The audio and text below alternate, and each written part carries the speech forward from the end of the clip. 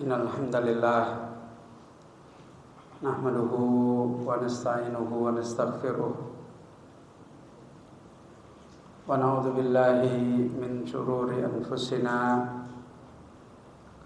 wa sayyiati a'malina may yahdihillahu fala mudhillalah wa may yudlil fala hadiyalah. Wa asyhadu an la ilaha illallah wahdahu la syarikalah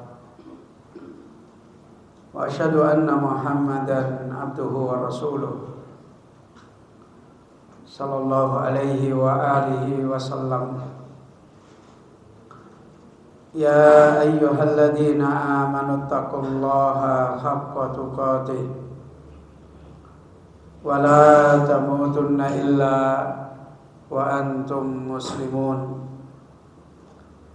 Ya ayyuhan nasu taqu rabbakumul ladzi khalaqakum min nafsin wahidah wa khalaqa minha zawjaha wa batha minhuma rijalan katsiran wa nisaa'a wattaqullaha alladzi tasaaluna bihi wal arham innallaha kana 'alaikum raqiba.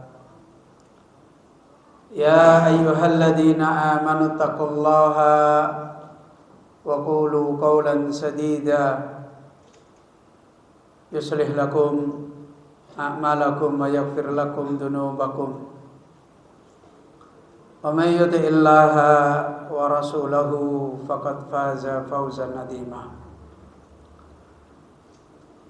Amma ba'du fa inna ahsanal kalam kalamullah wa khairal huda hudan nabiy sallallahu alaihi wa alihi wa sallam wa syarrul umuri muhdatsatuha wa kullu muhdatsatin bid'atun wa kullu bid'atin dhalalah. Kaum muslimin ayyuhal ikhwah, bapak ibu-ibu, ikhwani wa akhwati fiddin rahimani wa rahimakumullahu jami'an. Alhamdulillah, dengan taufik Allah Rabbul Alamin,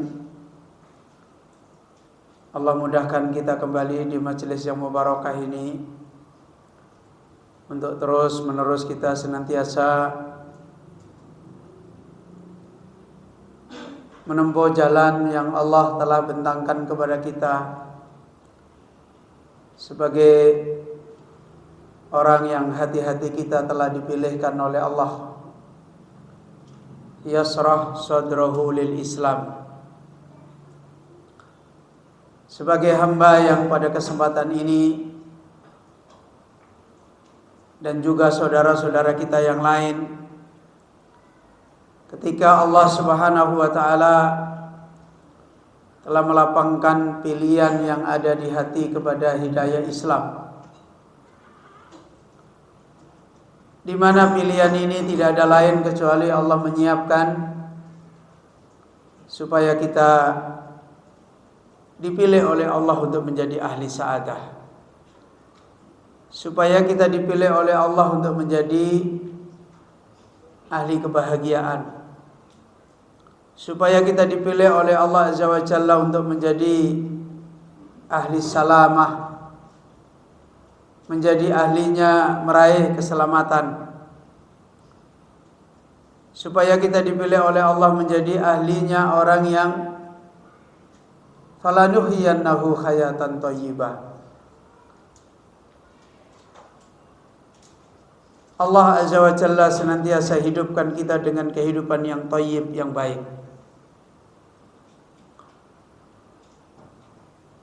Dan tidaklah nikmat hidayah Islam ini kecuali urusan paling besar kita adalah untuk mengembalikan kemenangan iman.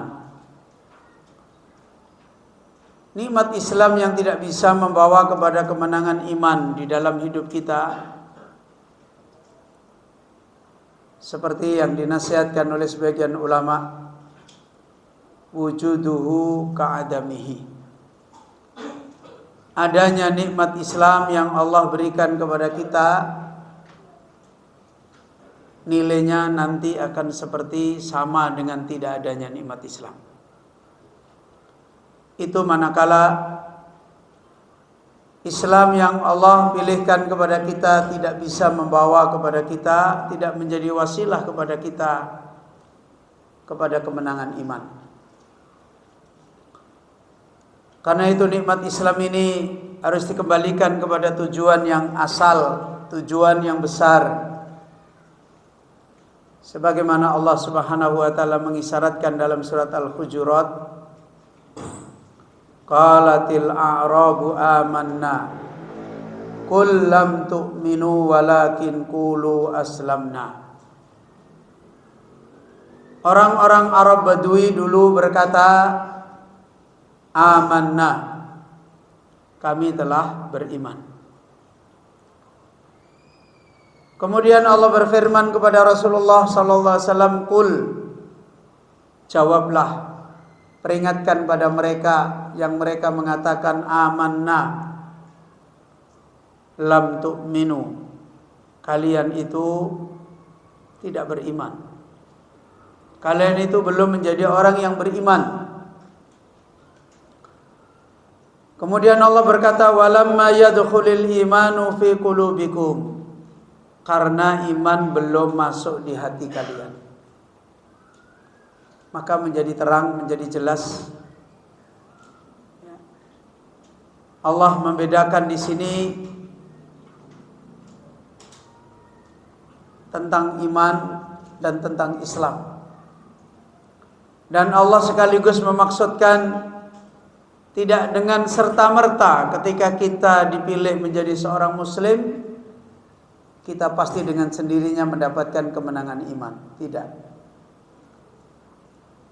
Diisyaratkan, diperingatkan oleh Allah kemenangan iman ini manakala kita setelah diberi nikmat Allah Islam punya perjuangan untuk memasukkan iman. Punya perjuangan untuk menjadikan iman adalah sebagaimana iman secara syar'i.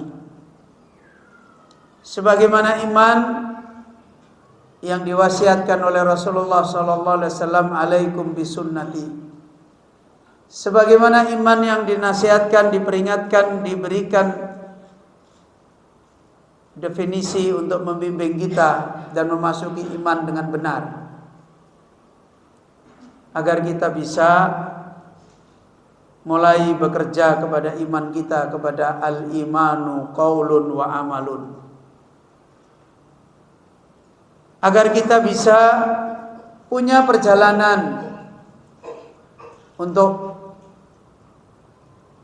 mengamalkan iman itu sebagaimana kaidah al-imanu qaulun wa amalun. Iman itu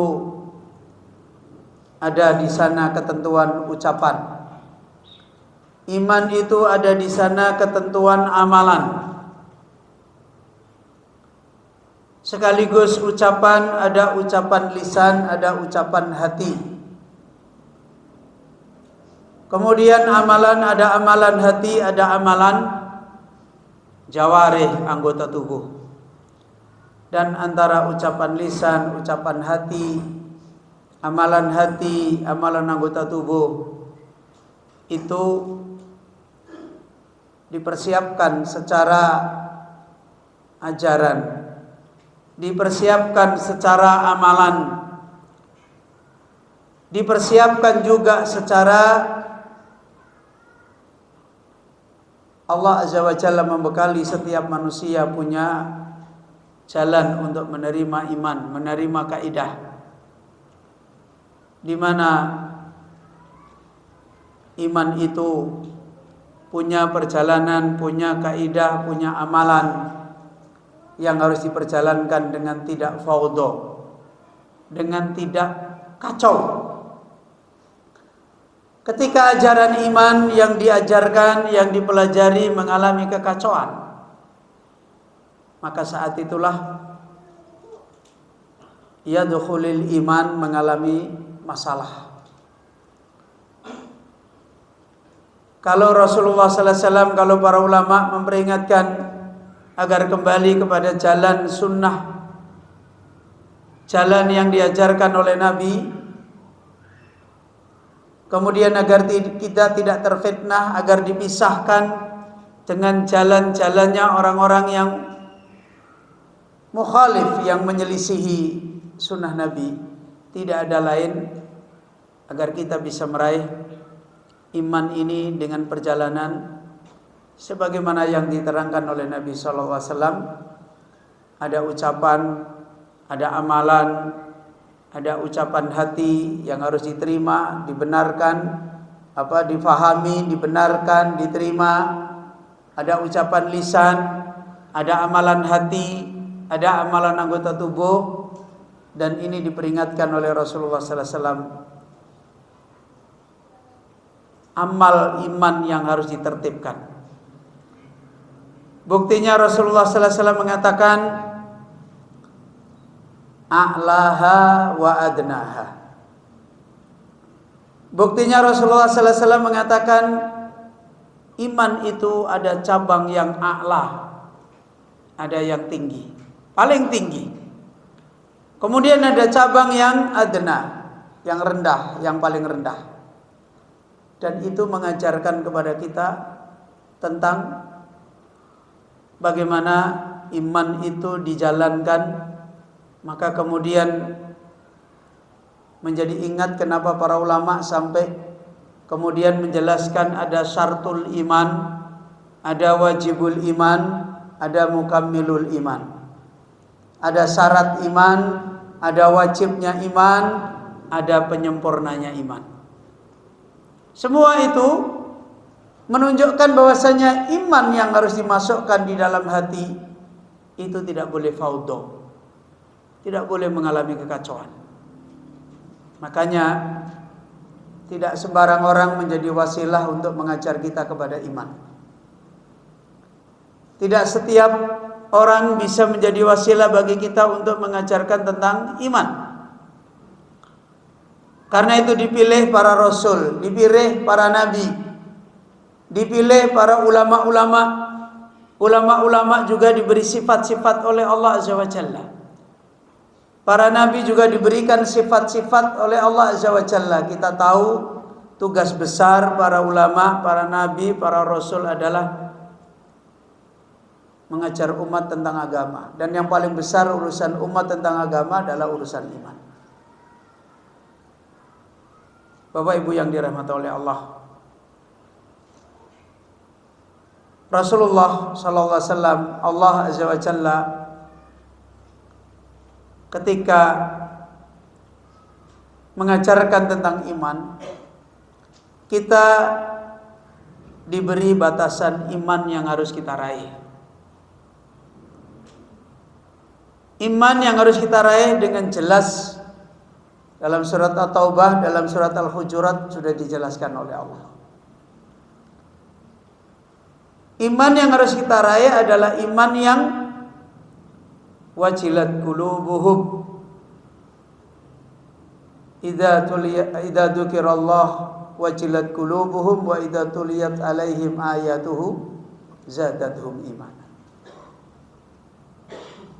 Kalau kita belum bisa meraih iman yang kita nikmati seperti ini, kalau disebut Allah, hati kita langsung punya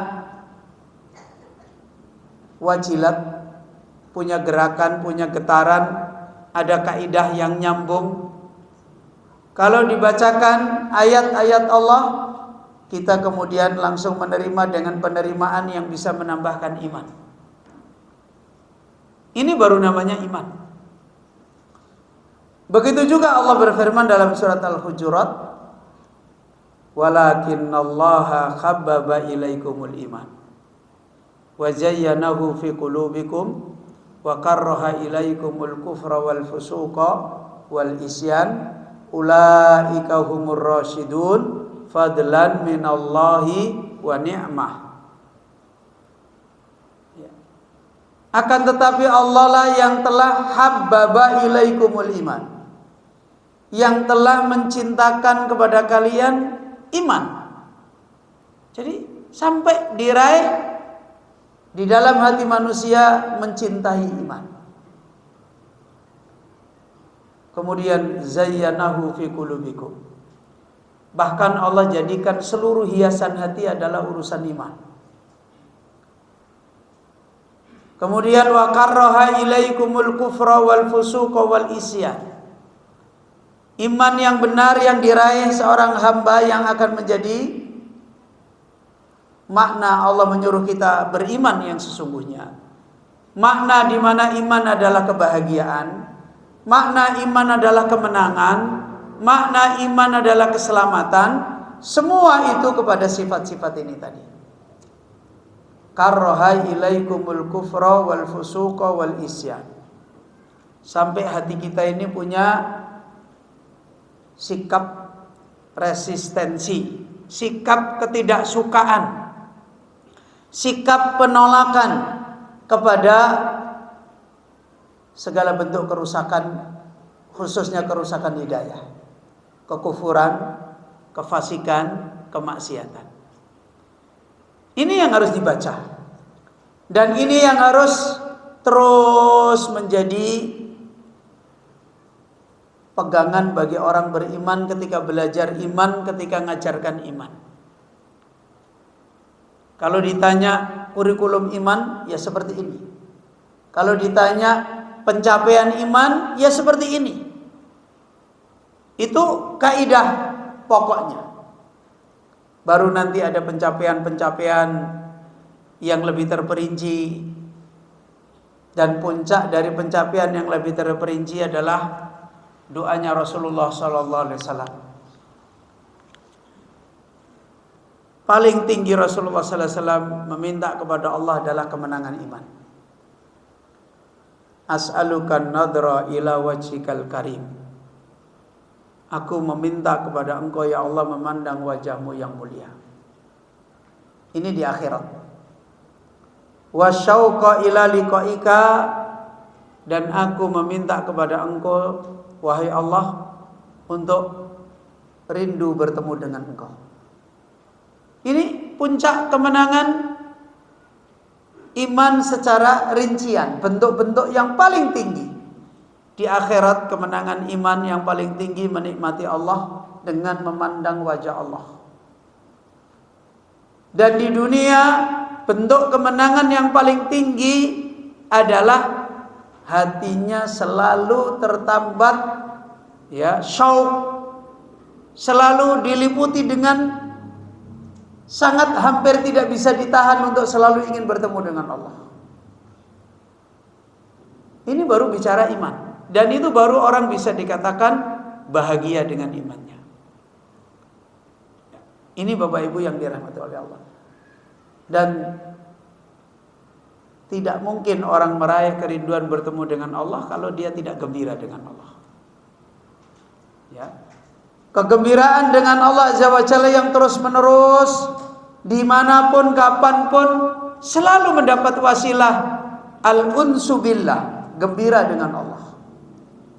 Pasti lambat laun orang itu rindu. Sampai kepada sebuah makna kesimpulan sebagaimana Al-Imam Ibnul Qayyim mengutip sebuah syair, walaupun di dunia ini semuanya kharab, roboh, kalau kehidupannya dengan Allah senang, maka itu sudah menjadi hiburan yang paling besar bagi dia. Dan ini semua adalah perjalanan iman. Dan ini semua kembali kepada petunjuk secara rinci yang dinasihatkan oleh Rasulullah sallallahu alaihi wasallam. Ayyu qalbin angkaraha nukitat fihi nuqtatun bayda hatta tasira ala qalbaini ala abyada misli syafa ala abyadi misli syafa fala tadurruhu fitnatun madamatis samawati wal ardu. Apa yang diperingatkan oleh Rasul sallallahu alaihi wasallam dalam potongan hadis yang diriwayatkan oleh Umar dan yang lainnya, oleh Hudzaifah bin Yaman, ini menjadi petunjuk bagaimana membangun iman yang seperti tadi. yaitu ayyu qalbin angkaroha, di mana hati bisa mengingkari fitnah. Ayyu qalbin angkaroha. Kita tahu Bapak Ibu, kullu ma siwallah fitnah. Ya, kullu ma siwallah fi hadhihi dar fitnah. Semua selain Allah di dunia ini dalam pandangan akidah, dalam pandangan iman adalah fitnah. Ya. Semua selain Allah dalam pandangan iman, dalam pandangan kebahagiaan iman adalah fitnah. Dan orang beriman yang bisa meraih gembira dengan Allah, rindu bertemu dengan Allah, itu kalau hatinya bisa mengingkari fitnah. Ya, hatinya bisa mengingkari fitnah. Perhatikan yang harus dilihat. Hati. Berarti persoalan iman ini, persoalan besarnya adalah urusan membangun iman yang benar di hati. Ini masalah hati. Dengan demikian kebahagiaan iman ya dominasinya di hati. Kemudian kaidah-kaidahnya juga semua harus masuk ke dalam hati. Makanya angkaroha, hati itu beramal. Apa amalnya? Mengingkari. Berarti hati punya kaidah. Berarti hati punya tuntunan. Setiap ada fitnah, kalau diistilahkan para ulama, ada fitnah yang kita ini harus tidak ketemu, tapi ada fitnah yang hari-hari kita harus ketemu. Ya. Misalnya iblis, perlindungan kita tidak ketemu, dijaga oleh Allah, tidak diganggu oleh iblis. Tapi kalau fitnah anak, istri, suami, harta, ya kita memang harus ketemu. Ya, nggak mungkin kita tidak ketemu istri, nggak ketemu suami, nggak ketemu anak, nggak ketemu orang tua. Ada fitnah yang kita harus bercampur, ada fitnah yang kita tidak bercampur. Dan semuanya itu ada kaidahnya, semuanya itu ada ilmunya, semuanya itu ada petunjuknya. Dan hati yang meraih kebahagiaan, kemenangan itu ketemu bentuk apapun dari fitnah. Apakah fitnah kecil, apakah fitnah besar, apakah fitnah yang harus bercampur atau fitnah yang harus berpisah, selalu punya kaidah, selalu bisa membicarakan, selalu bisa mensikapi, selalu bisa memberi kaidah. Seperti contoh aja, sederhana saja. Ketika Allah menerangkan tentang birrul walidain, Allah berfirman, wa in jahadaka ala an tusyrika billahi ma lam yunazzil bihi sultana. Ya, apa? Laisa laka bihi ilmun fala tuti'huma wa shahibhuma fid dunya ma'rufa. Ini contoh petunjuk. Ya. Kita disuruh berbuat baik pada orang tua. Namun di sisi lain, orang tua kalau berkaitan dengan iman itu ujian, fitnah. Paham Bapak Ibu? Kalau berkaitan dengan wasilah ibadah, orang tua wasilah ibadah. Tapi kalau berkaitan dengan iman, orang tua juga fitnah bagi kita. Anak kalau berkaitan dengan wasilah ibadah, wasilah ibadah. Di dalam ilmu fikih ada haknya walad, berarti orang tua punya kewajiban. Jadi wasilah ibadah. Tapi kalau hubungannya iman, anak jadi fitnah. Makanya lihat ilmunya. Wa in jahadaka ala an tusyrika. Kalau orang tua itu kemudian mengajak kamu untuk membuat tandingan dengan Allah, fala tuti'huma. Nah, ada kaidahnya. Oh, ini saya harus agungkan orang tua saya. Oh, ini tidak boleh saya taati. Nah, ini namanya ayyu qalbin angkaroha. Itu namanya hati yang bisa menolak. Maka dengan batasannya Allah terang, dengan batasannya orang tua juga terang. Ayyu qalbin angkaroha, hati bisa. Oh, ini sudah, ini wilayah Allah. Fala tuti'huma, kamu jangan taati. Terus dibuang? Enggak. Wasahibhuma fid dunya ma'rufa. Tapi kamu tetap berbuat baik, bergaul sama orang tua dengan cara yang ma'ruf. Nah, ini namanya hati yang bisa mengingkari. Aku tetap baik sama bapak, sama ibu. Aku tetap kalau disuruh mau, tapi kalau ini enggak. Karena ini adalah urusan Allah. Lah, ini namanya qalbun angkaroha. Hati yang bisa menolak. Hati yang bisa begini yang bagaimana? Yang punya petunjuk, yang punya kaidah. Kalau yang enggak punya kaidah, oh ini juga orang tua bagus, ya kita ikuti aja. Pokoknya orang tua kan juga disuruh oleh Allah. Lah ini nyuruhnya syirik sih, masa kayak gitu syirik. Nah, ini namanya enggak punya ayyu qalbin angkaroha. Atau, wah ini syirik, ini nggak boleh. Terus kalau gitu gimana orang tua? Ya orang tua kita tidak usah anggap orang tua karena itu syirik. Nah ini juga nggak punya, nggak bisa mengingkari. Namanya bisa mengingkari itu utuh. Oh ini nggak boleh ditaati. Oh harus tetap berbuat baik. Loh Ustadz berat. Nah oh kita disuruh sabar. Loh Ustadz kita dimusuhi terus. Oh kita disuruh minta tolong pada Allah. Jadi semua punya jawaban. Itu baru namanya orang punya kebahagiaan iman. Tapi kalau baru jawab satu kali mentok, berhenti pusing, mentok lagi pusing, berarti hati itu belum ayyu qalbin angkaroha. Kalau begitu berarti untuk membangun iman seperti ini harus gimana Bapak Ibu? Modal besar kita apa? Ilmu yang kafin wa syafin. Karena urusan hati itu ya harus masuk ilmu. Ilmu yang kafin itu apa? Cukup. Syafin, apa syafin? Yang menyembuhkan. Semua bisa dijawab pada tempatnya. Hari ini kadangkala bisa memenuhi haknya Allah tapi membuang haknya orang tua. Bisa memenuhi haknya orang tua tapi membuang haknya Allah. Bisa memenuhi haknya istri tapi melupakan haknya Allah. Bisa mentaati haknya Allah, enggak ngurus haknya istri. Ini menunjukkan ilmu yang tidak kafin dan tidak syafin. Kalau seperti ini berarti belajar imannya lamma yadkhulil iman. Karena itu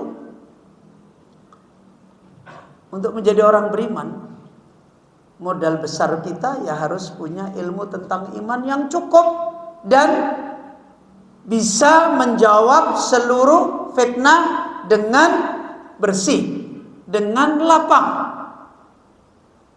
Karena itu nggak bisa orang pengen punya iman yang bagus nggak ngaji, itu nggak bisa.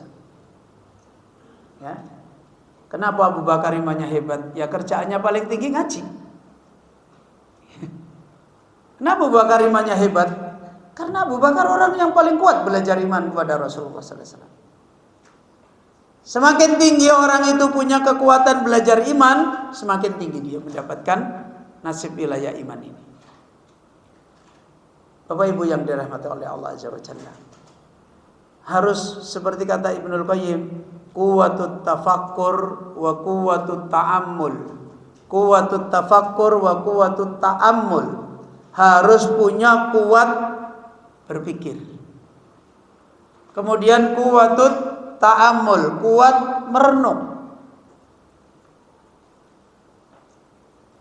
Dan mohon maaf Bapak Ibu, kita ini semakin ke belakang, semakin mengalami kelemahan di dalam tafakkur, di dalam ta'ammul. Ya, kita ini sekarang mengalami kelemahan. Gak usah bapak-bapak, ibu-ibu, dulu kalau melihat orang ngaji di kampung-kampung, orang ngaji di kampung-kampung, Itu fasilitasnya apa, Pak? Hah? Lampu sendir, iya kan? Lampu sendir. Lungguh sampai berjam-jam itu kuat. Dan ngrungokke guru perhatian itu tinggi sekali. Kita sekarang coba ngaji aja banyak persyaratan. Rampungnya jam berapa sih? Iya kan begitu kan? Orang dulu nggak ada. Orang dulu nggak ada. Pak Kiai rampungnya jam pinten? Jam sakura ngaji wae rampungnya sebelum nggak ada begitu, nggak ada. Kita ini sekarang benar-benar mengalami keadaan yang seperti ini. Kenapa, Pak? Karena kita ini sedang dibuat generasi penikmat hidup. Dibuat kurang mikir, sedikit mikir.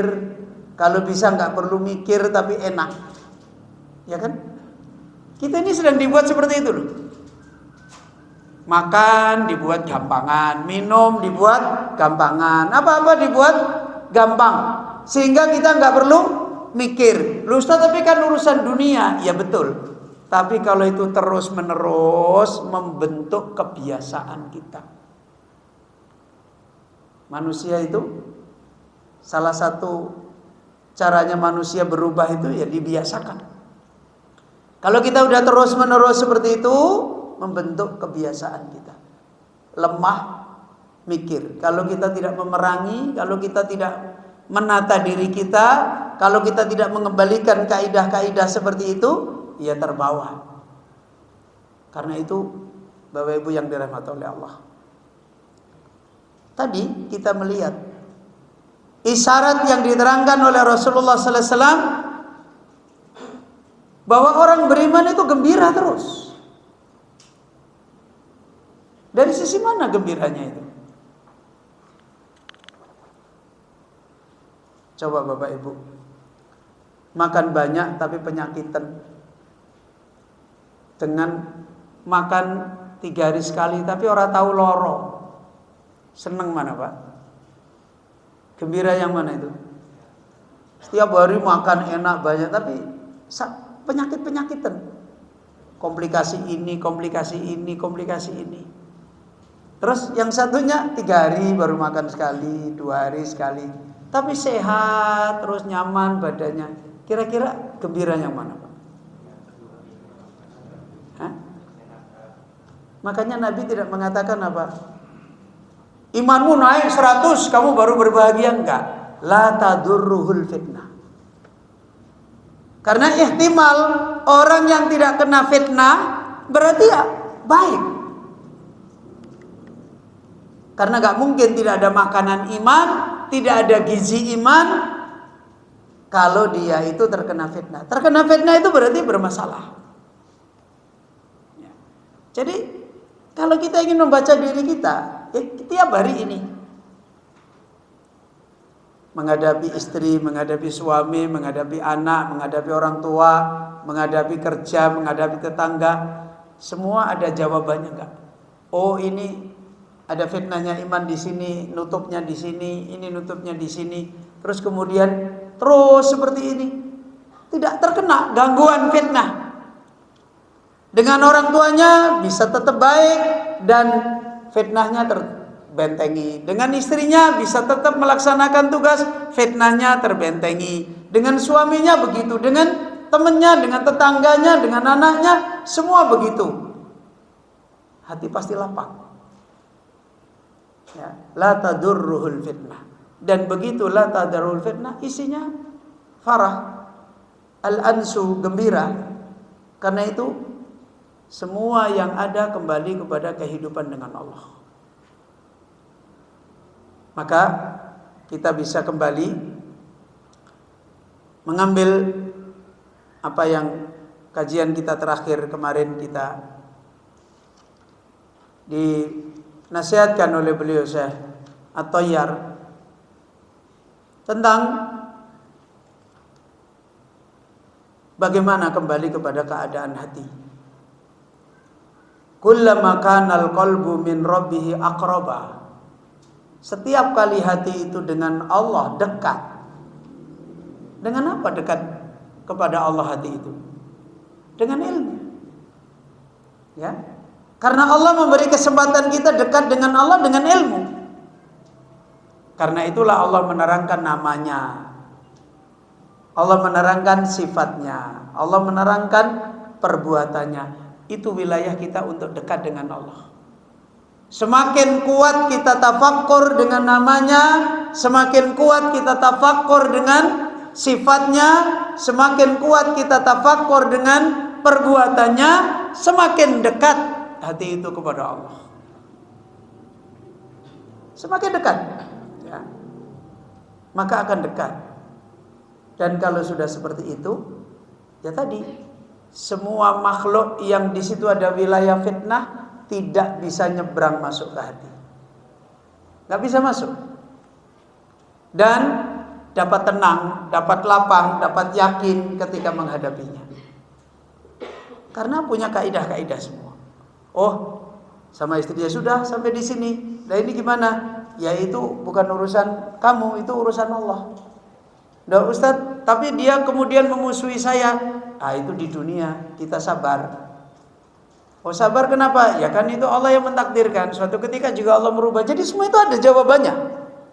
Kalau kita sudah bisa seperti itu. Nah, kullama kana al-qalbu min rabbihi aqrabu.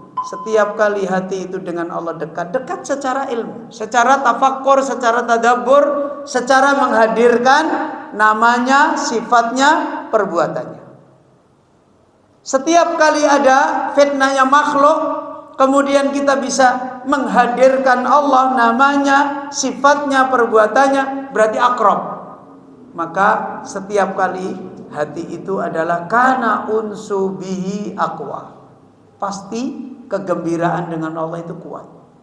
Dia lebih gembira kepada Allah daripada urusan makhluk. Ini menunjukkan apa yang tadi diterangkan, dan kedekatan ini kembali kepada kuatnya kita memahami, memikirkan, merenungkan kaidah-kaidah iman dari namanya, dari sifatnya, dan dari perbuatannya. Dan sebaliknya, kullama kana minhu ab'ada, kalau ilmu tentang Allah, tentang namanya, tentang sifatnya ruwet, bahkan nasibnya kita adalah jauh, ya sudah, pasti kita akan lebih tersinggung dengan makhluk, nggak bisa membatasi. Tersinggung dengan istri, masuk ke hati, nggak bisa membatasi dengan suami dan seterusnya. Ini Bapak Ibu, karena udah masuk Isya, kita istirahat sholat Isya dulu.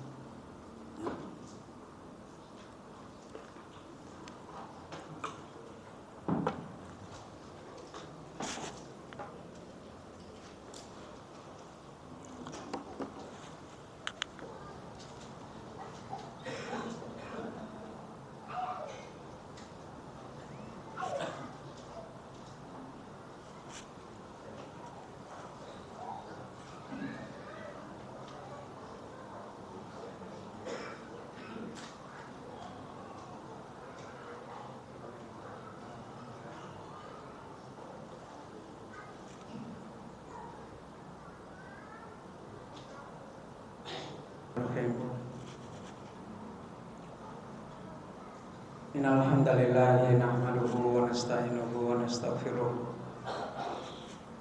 wa na'udzu billahi min shururi anfusina wa sayyiati a'malina. Man yahdihillahu fala mudilla lahu wa man yudlil fala hadiya lahu. Wa asyhadu an la ilaha illallah wahdahu la syarika lahu wa asyhadu anna Muhammadan abduhu wa rasuluh sallallahu alaihi wa alihi wa sallam. Wa ba'd. Alhamdulillah Bapak Ibu yang dirahmati oleh Allah,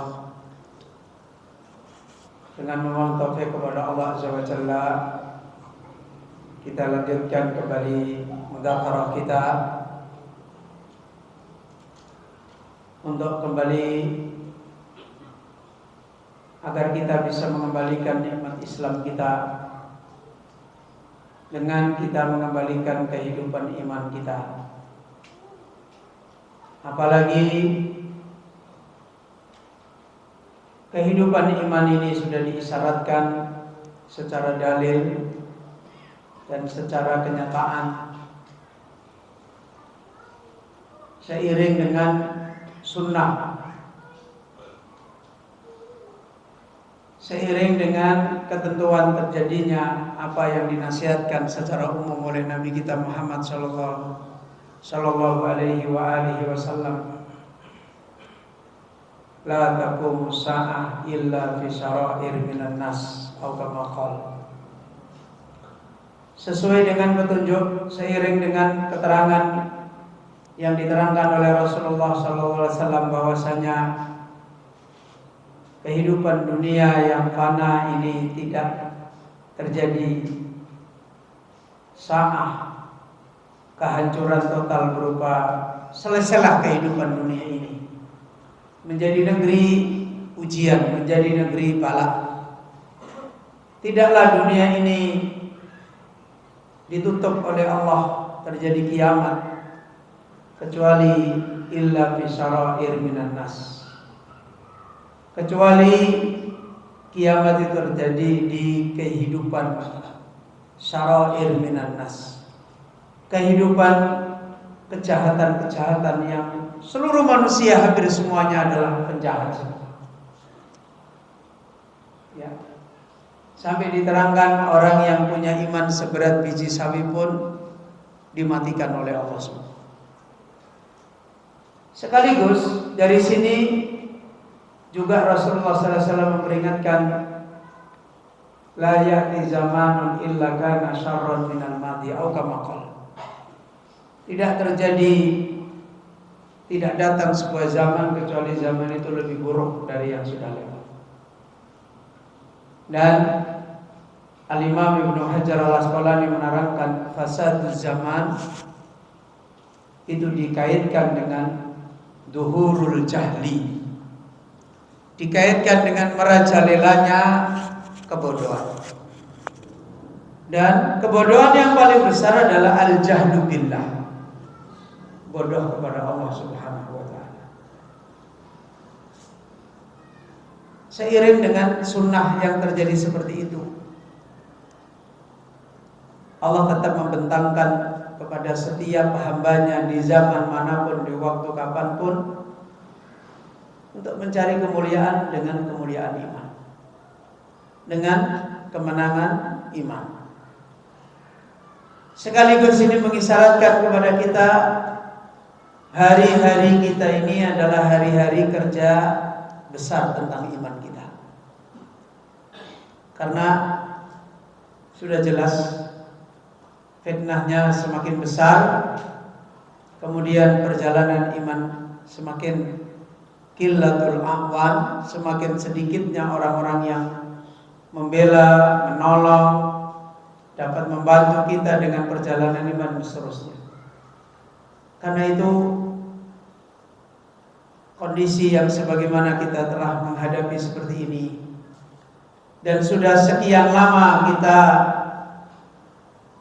punya perjalanan dan belajar tentang iman, tapi terus-menerus antara iman dan antara kita seperti sesuatu yang tidak pernah bisa nyambung di dalam kehidupan kita. Karena itu peringatan yang harus kita kembalikan, kita harus mengikuti petunjuk Allah, petunjuk Rasul di dalam masalah meraih ilmu tentang iman ini. Kalau kita kembali kepada petunjuk Allah, Allah lebih banyak membicarakan subjek orang beriman. Ya, Allah lebih banyak membicarakan subjek manusia-manusia beriman dan manusia-manusia yang gagal beriman. Sementara selama ini kita hanya berbicara tentang objek ilmu iman. Iman adalah gini, iman adalah gini, iman adalah. Tapi kita nggak pernah membicarakan saya sebagai orang beriman itu harus seperti apa, harus seperti apa, harus seperti apa.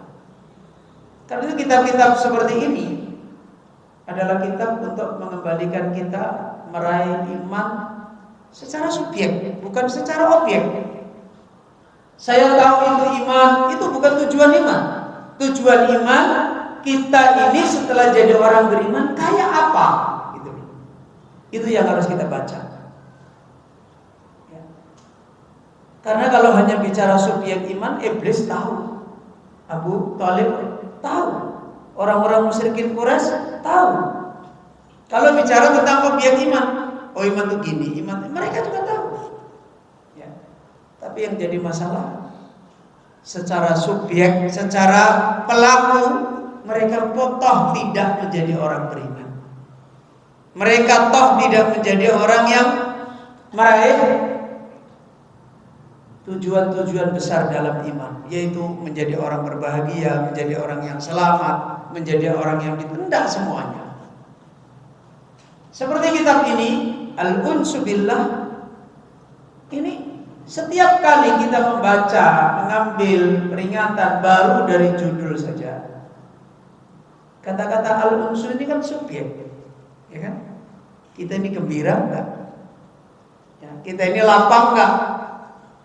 Ya, kita ini banyak masalah enggak? Kan gitu.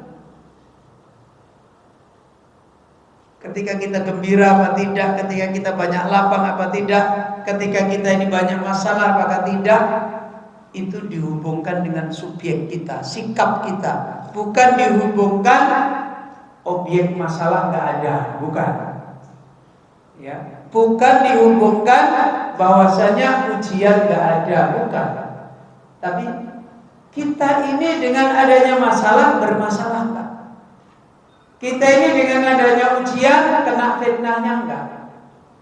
Kita ini dengan banyaknya amanah-amanah dapat kebaikannya enggak? Itu yang jadi nilai sebagaimana Allah Rasul sallallahu alaihi wasallam mengingatkan tentang masalah iman. Karena itu sebagaimana tadi kita telah dijelaskan oleh petunjuk Rasul dan menjadi terang kembali kepada sikap yang diperingatkan oleh beliau Syekh At-Thayyar, apa yang dinasihatkan oleh beliau, subjek lagi, hati kita itu seperti apa, nasib hati kita itu kita bawa kemana, kita kasih apa ya, sehingga kita jauh atau dekat dengan Allah Azza wa Jalla. Ya. Sebagaimana diterangkan tadi, kullama kana al-qalbu min rabbih aqrab. Ini kan kerja. Ini kerja iman. Ini bagaimana mengamalkan iman. Ya. Bukan cuma sekedar tahu, oh ini Asmaul Husna, oh ini sifat Allah yang sempurna, enggak. Tapi hati kita punya perjalanan apa? Kullama kana al-qalbu aqrab. Hati kita punya perjalanan aqrab apa enggak? Persoalan aqrab kepada Allah, kalau tidak, aqrabnya kemana? Ya. Coba. Kemarin kan sudah kita terangkan pada kajian yang lalu. Kalau dalam belajar iman, urusan kita itu cuma dua. Apa? Allah dan selain Allah, kan begitu kan? Ya. Kita kalau belajar iman itu objek pembicaraan iman itu cuma dua, Allah dan selain Allah. Nabi masuk selain Allah kan? Masuk. Malaikat masuk selain Allah kan? Masuk. Jin masuk selain Allah kan? Masuk. Orang saleh masuk selain Allah kan? Masuk. Istri masuk selain Allah kan? Masuk, suami masuk, anak masuk, harta masuk. Pembicaraan kita itu cuma dua, Allah dan selain Allah. Mafhum mukhalafahnya, kalau kepada Allah lebih dekat, berarti kepada selain Allah gimana Pak? Loh gimana? Kalau hati kita kepada Allah itu lebih dekat, berarti kepada selain Allah lebih jauh. Ini bukan jasad loh, jangan salah paham. Nanti sampai di rumah, jauh dari saya. Oh, bukan. Ini bukan urusan jasad, ya. Ini urusan hati. Maknanya kalau ilmu kita kepada Allah itu kemudian bisa menjadikan dekat kita kepada Allah, maka ilmu kita kepada Allah bisa menjadikan hati kita jauh dari selain Allah. Ya. Jadi dengan demikian, kalau hati kita ini lebih jauh dari Allah, berarti kepada makhluk apa? Lebih dekat. Paham? Gak akan bisa dikumpulkan di dalam hati antara Allah dengan makhluk. Gak bisa dikumpulkan. Pasti ada yang lebih kuat, ada yang lebih lemah. Dan dengan apa hati itu lebih dekat kepada Allah? Dengan apa hati itu lebih dekat kepada makhluk? Dengan apa hati itu lebih jauh kepada Allah? Dengan apa hati itu lebih jauh kepada makhluk? Mari kita mengambil analogi sebentar. Bapak-bapak punya anak? Punya? Lebih dari satu? Ada anak yang lebih dekat di hati? Ada. Ada anak yang lebih jauh di hati? Dengan apa ukurannya? Dengan apa? Dengan fisiknya? Hah? Betul? Sekarang anak bapak satu di Bogor, satu di Surabaya. Mesti yang di Surabaya lebih jauh di hati? Enggak. Bisa enggak yang di Surabaya lebih dekat di hati? Bisa yang di Bogor lebih jauh di hati. Dengan apa itu jauh dan dekat? Iya, dengan apa? Pakai apa kok hati ini bisa lebih dekat ke sana? Kok lebih jauh ke sana? Dari sana lebih jauh itu pakai apa? Hah? Apa? Dengan perbuatan. Perbuatan gimana? Ya, kalau disimpulin apa? Sifatnya anak. Iya kan? Sifatnya anak itu mencintai kita, kita ngerasain. Yang ini gak pernah mencintai kita, gak pernah ngerasain. Mana lebih dekat? Ya yang ngerasain. Kan kita kembalinya ke sifat, kita memahami. Katakan misalnya, yang sana mencintai bapak tinggi, yang sini enggak. Tapi bapak-bapak enggak kerasa kalau dicintai. Dekat juga? Enggak juga. Kan harus menghadirkan pemahaman. Oh iya ya, ternyata anakku di sana tak benci-benci, tapi tiap hari kok sering WA, sering telepon. Berarti perhatian sekali dia. Oh berarti anak ini sebenarnya baik loh. Butuh mikir kan? Walaupun di WA 1000 kali, sobat wi, oh calon aku sebar, ya nggak akan membekas. Jadi butuh menghadirkan apa? Kuatnya tafakur kaitannya dengan sifat dan itu ilmu. Walaupun orangnya nggak ada, tapi kita memikirkan. Mungkin kita dikabari, Pak, saya lagi gini. Yang sana nggak pernah ngabari, ini ngabari terus. Kalau dua-duanya nggak pernah dipikirin, yang ngabari nggak pernah dipikirin, yang tidak ngabarin nggak pernah dipikirin. Ada yang dekat, ada yang jauh, podo wae, ya kan? Tapi kalau yang sering ngabari ini dipikirin, kenapa sih anak ini kok sering ngabari? Terus dipikir, kenapa ya anak ini kok sering ngabari? Oh kayaknya dia perhatian sama orang tua, kan gitu. Ini anak orang tahu ngabari apa? Ini anaknya tuh cuek sama orang tua, ini nggak perhatian. Lama-lama ketika kita mikirin begitu, condong kemana hati kita? Gimana Pak? Condong ke yang sering ngabari, ya kan?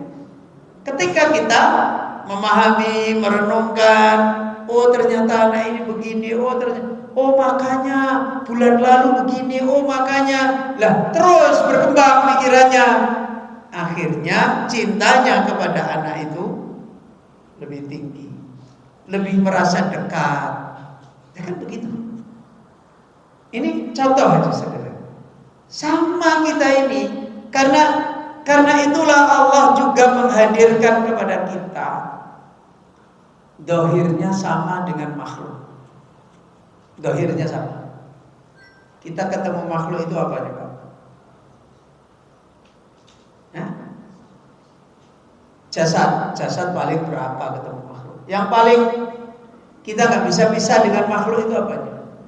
Walaupun dekat juga itu, jauh juga itu apanya? Namanya, ya kan? Istri itu nama nggak? Nama kan? Terus istri itu nama, punya sifat nggak? Sifatnya apa? Sifat umumnya apa? Wanita. Nek bencong coba. Katanya saya punya istri, iya. Siapa? Bencong. Satu istri beneran wanita, satu bencong. Beda nggak hatinya orang? Beda. Ya kan begitu. Ini baru sifat umum. Sifat istri adalah apa? Dia jenis kelaminnya wanita, ya kan? Kemudian sifat istri misalnya kalau dalam bahasa Jawa wanita. Wanita itu dari bahasa Jawa. Wanita lah itu bapaknya tahu. Wani ditoto. Oh, kita punya istri, diginiin nurut, giniin nurut, berarti mau ditata. Jadi kalau ada wanita nggak mau ditata, jangan disebut wanita, disebut aja perempuan. Nah, ini ketika kita tahu sifatnya, oh masya Allah. Coba terus ada wanita di sana, kalau ditata manut, yang sana ditata malah cerewet. Kita lebih dekat yang mana? Ya lebih dekat yang mana tuh? Nah, itu contoh aja sederhana. Kita dengan makhluk itu ya ketemu nama, ketemu sifat, ketemu apa lagi? Perilaku. Ya kan begitu kan? Ketemu nama, ketemu sifat, ketemu perilaku. Kita disuruh beriman kepada Allah, yang paling banyak disampaikan kita apa? Nama Allah, ya kan? Terus sifat Allah, terus perbuatan. Podo kan? Apa bedanya? Apa bedanya? Loh. Ya makanya mencintai Allah dan makhluk podo ra iso bedake. Apa bedanya? Kita ketemu makhluk itu ya nama, sifat, perilaku, perbuatan. Kita diajari oleh Allah tentang Allah Azza wa Jalla, juga namanya apa? Sifatnya, juga apa? Perbuatannya. Kabar tentang nama makhluk, sifat makhluk, perbuatan makhluk. Kabar tentang nama Allah, sifat Allah, terus perbuatan Allah. Bedanya apa?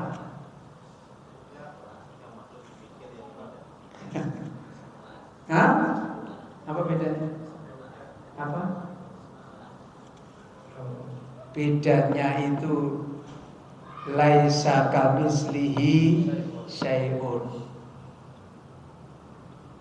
Makanya diterangkan itu loh.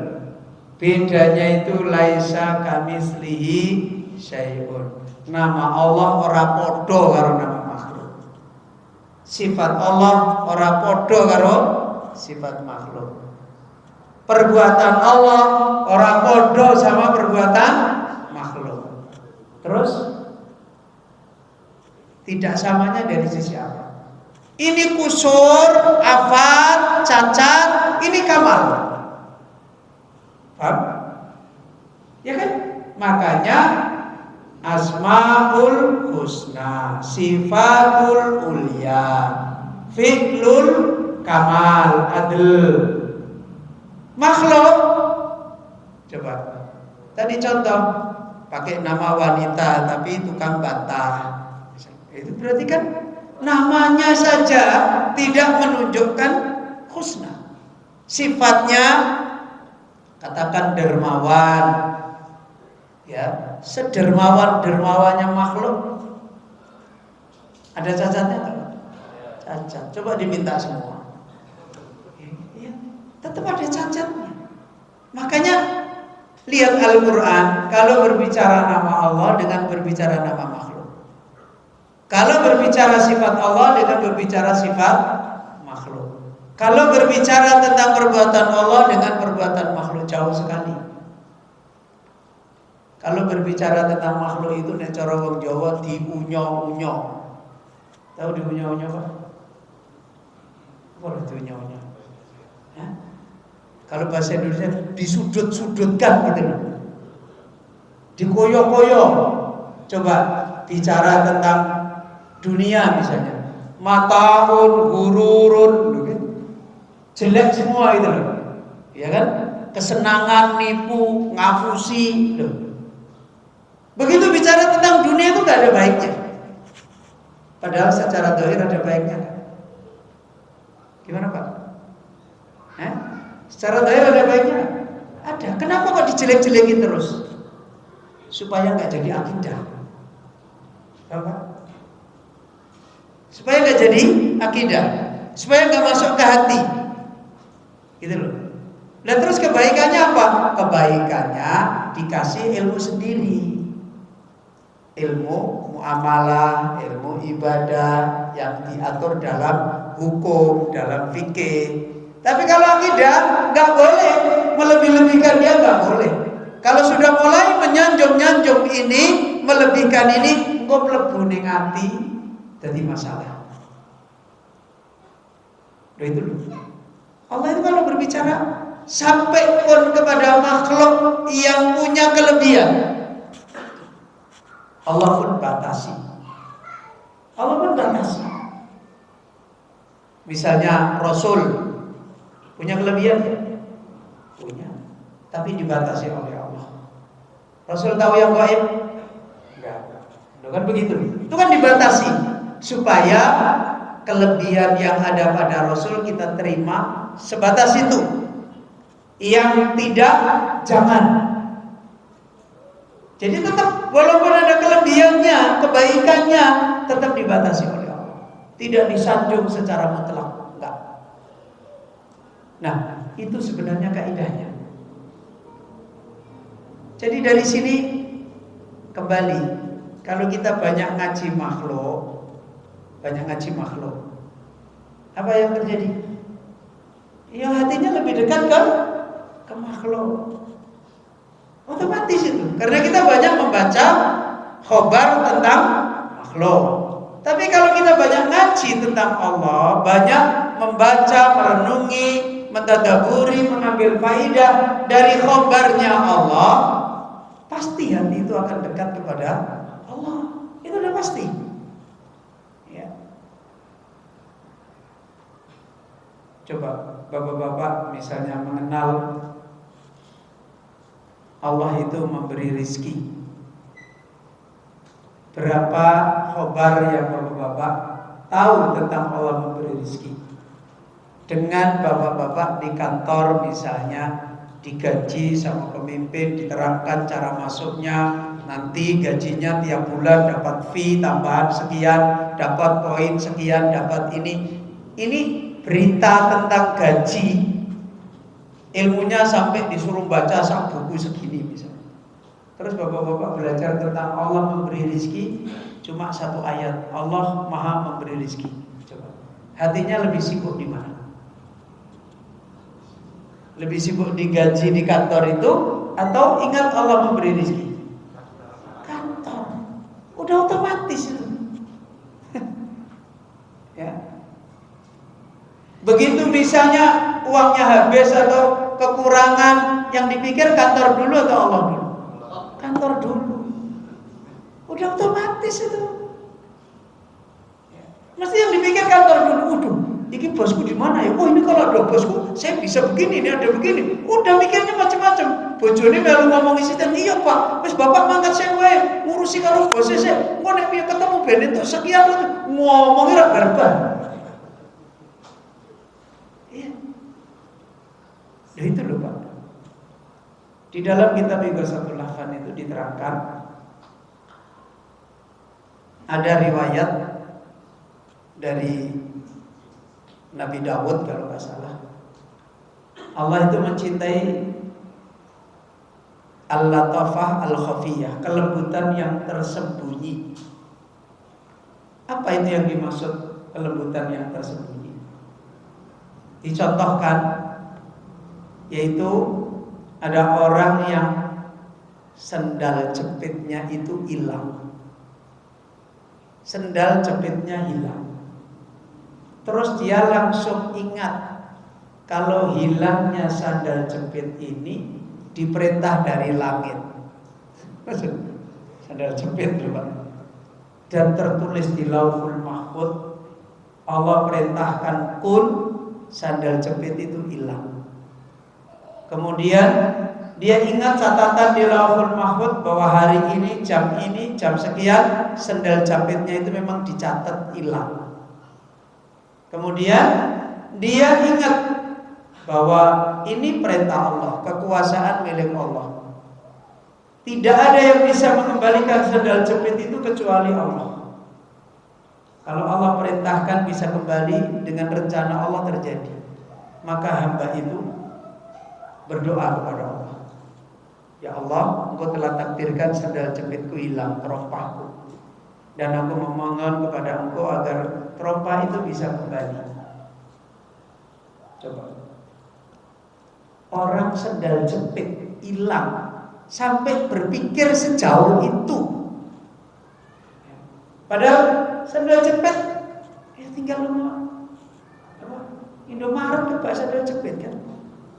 Pikiran kita, aduh sandalku hilang. Jika dua saya aku tak melalui rumah Indomaret. Kita kalau kira-kira begitu enggak? Ya. Kita apakah langsung aduh sandal jepit ini sudah ditulis di Lauhul Mahfuz. Ada yang pernah mikir gitu? Ada yang pernah mikir gitu? Kenapa? Kok kita pikirannya langsung ke Indomaret? Karena duit di kantong ada. Terus apal Indomaret. Terus di Indomaret itu sampai tempatnya sandal di bagian sana ngerti. Terus ditambah lagi apalagi pelayan Indomaretnya menfitnah, mendingan kita ke sana. Jadi subhat dan syahwatnya ini penuh. Makanya kita nggak bisa mikir ke sana. Sekarang pertanyaannya, yang tadi berdoa, mikir sampai segitu, kira-kira begitu berdoa, sendalnya langsung bom gitu. Enggak mungkin. Bisa jadi sandalnya juga enggak ada, belum hadir. Dan bisa jadi dia harus mencari dulu. Tapi dari awal, langsung kliknya itu kepada Allah. Apa? Jadi linknya itu langsung nyambung ke sana, internetnya itu ke sana gitu. Jadi begitu ada kejadian, nyambungnya ke Allah dulu. Itu bukan berarti terus nanti Allah turunkan malaikat, kita disongsong, digendong, bukan begitu maksudnya. Nah, saat seperti itulah hati langsung farah. Itu loh. Oh, ini sudah ditulis oleh Allah. Sudah lapang karena nggak ada syubhat. Nggak ada gangguan. Kalau Allah berkuasa diganti. Nah kalau belum dapat, oh berarti ada rencana Allah. Aku kon melaku orang nganggo sendal. Loh, jadi ketemu terus. Setelah jalan nggak pakai sendal, oh baru tahu ternyata Allah maksudkan saraf saya ini dites. Masih kerasa nggak dengan batu. Setelah saya jalan nggak pakai sendal, oh ternyata masih hidup saya. Sarafku masih kerasa dengan batu. Selama ini saya nggak tahu saraf saya ini kerasa dengan batu. Duh, jadi ternyata mikirnya, oh ini ada hikmah di sini. Nyambungnya ke Allah terus. Walaupun tiba-tiba, oh ada Indomaret di sini, aku tak tunggu. Nah, tapi pikirannya itu nggak muter ke sini terus. Coba kalau dari awal pikirannya langsung Indomaret. Neng alas pikirannya langsung Indomaret. Gimana Pak? Pikirannya sedih Pak. Aduh, di mana tuh ya ada Indomaret? Menderita Pak, sengsara. Dan nanti kaki kalau bolong, padahal nggak apa-apa. Tapi udah mikir kalau bolong gitu loh. Itu kan sudah kesengsaraan. Paham? Jadi sebenarnya persoalannya itu perang di hati. Hati ini kemana dulu, gitu loh. Bukan masalahnya ada atau tidak ada dulu, itu urusan hati. Karena ini urusan iman. Iman itu urusan perang yang ada di dalam hati. Mau kepada Allah atau selain Allah. Itu. Jadi bukan masalahnya terus kalau istrinya diuji gini, habis kita kepada Allah, istrinya langsung tersenyum, hahaha, enggak juga. Ya masih cemberut. Tapi hatinya itu udah lapang. Hatinya, ya gue cemberut ora apa-apa, wong kuwi takdir Allah. Lapang. Ini loh sebenarnya yang dimaksud farah itu. Sebenarnya di sini. Ujian tetap ujian, fitnah tetap fitnah. Loh kok bisa lapang? Karena terjawab terus. Terjawab dengan kembali kepada Allah. Makanya semakin kuat orang itu memaknai, merenungi, mentadaburi nama Allah, sifat Allah, perbuatan Allah, terus nyambung-nyambungin antara nama ini dengan nama ini, perbuatan dengan kejadian-kejadian, ya sudah, surga hatinya. Ya, hatinya surga. Ya, ini maka diterangkan oleh beliau Syekh Toyar kembali. Yang terakhir, kenapa tadi kita bicarakan hati itu kalau tidak kepada Allah didekatkan, ilmunya akan kembali ke makhluk. Ya, ribut lagi dengan nama makhluk, ribut lagi dengan sifat makhluk, ribut lagi dengan perilaku makhluk. Dan ini yang dibilangkan kemarin, sya'asul qulub, hati itu kusut. Ya, enggak terurai. Ya. Jadi hati itu kusut, butek kayak wong Jawa ngarani. Butek, Pak. Ngertos butek. Jadi ya orang ketemu nalari itu, orang ana kesambungannya itu, wis butek aku nang, wis kono-kono lah ya butek namanya. Enggak bisa mengurai. Jadi hati itu kalau diisi dengan makhluk akan terurai. Dan gimana mau terurai? Hati itu karepe ketemu yang final, yang lapang, begitu ketemu makhluk mesti mejen. Mejen tau mejen, Pak? Apa kuwi? Mandek macet gitu loh. Ya, macet. Cuma contoh misalnya. Wah, istri saya cantik. Oh iya cantik ya. Oh saya cantik, Mas. Iya cantik. Cantik selamanya enggak? Oh iya enggak ya. Macet toh? Macet. Enggak ada, karena dia mesti cacat, mesti kusur, mesti nakes. Itu mesti. Makanya kata Ibnu Qayyim, nyari susah, entuk susah, lumo susah. Dunia itu kan gitu teman. Kita cari, terus dapat, habis dapat mesti metu. Coba ngomong itu. Nek duwe bojo pengennya ning omah terus. Sing wedok pengennya ning omah, sing lanang juga pengennya ning omah. Ngerti-ngerti kerja metu kan jenenge. Ngerti-ngerti lunga pasar. Oh ngerti-ngerti pakne loro, nilipane, budene loro, mbahne loro. Wah aku ora tau ketemu bojoku. Lah iya kuwi jenenge menungso. Karepe kita itu tapi kejadiannya lain. Mesti akan kita temukan seperti itu mesti. Nah, disinilah yang namanya saksul qalbi, kusutnya hati. Coba, istri pengennya kita senyum, terus dia cemberut, kusut nggak hatinya? Piye caranya mengurai? Mbok kowe iki tersenyum toh, moh aku, nak deloke kowe, ya kan gitu. Orang bisa senyum-senyum, ya kan? Tapi kalau kita urai dengan iman selesai. Oh, cemberutmu itu pahala bagiku. Nah, rampung. Ini Pak, rampung. Cemberut toh, rampung. Aku tuh pahala. Malah guyu bojone celelean gitu.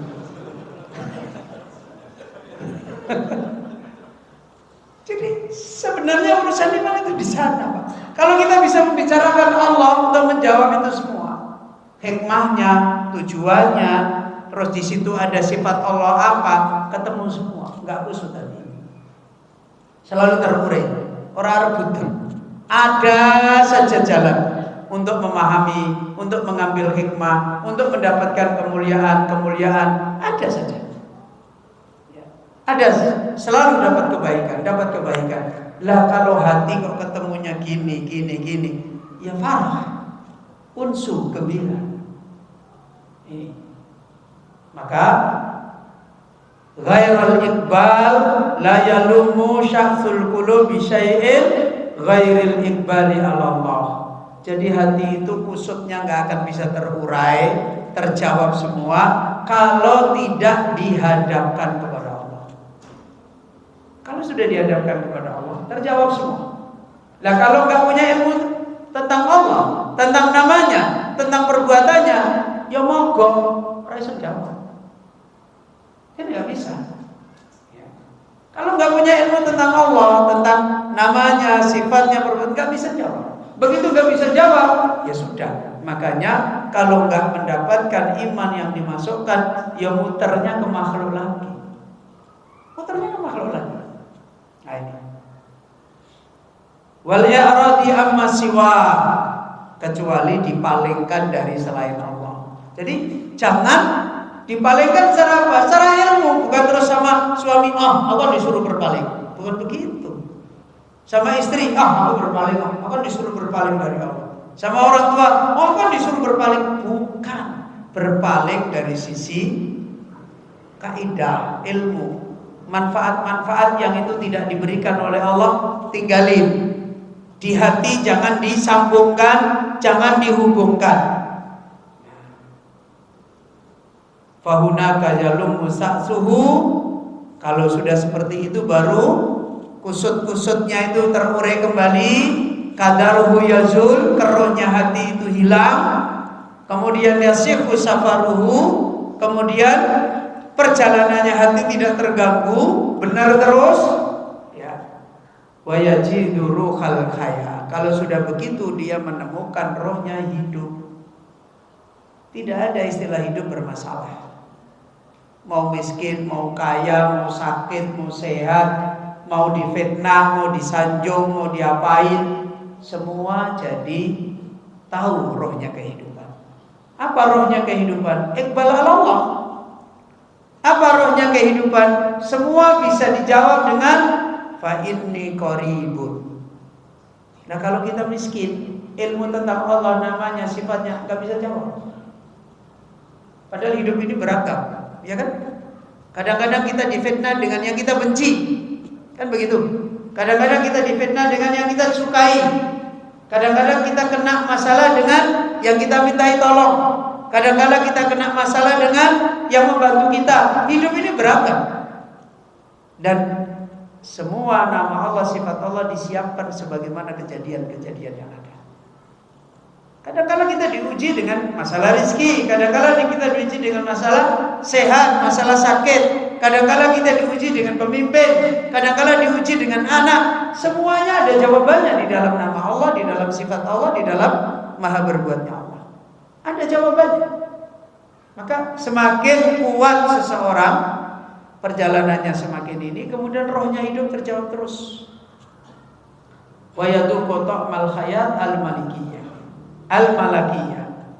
Maka akhirnya dia bisa merasakan, ya, makanan rasanya kehidupan ini al-malakiyah yang bisa dimiliki. Dia bisa merasakan apa yang bisa diraih di dalam hidup ini. Dan apa sebenarnya yang bisa diraih di dalam hidup ini? Manfaat-manfaat yang kembali kepada naiknya iman.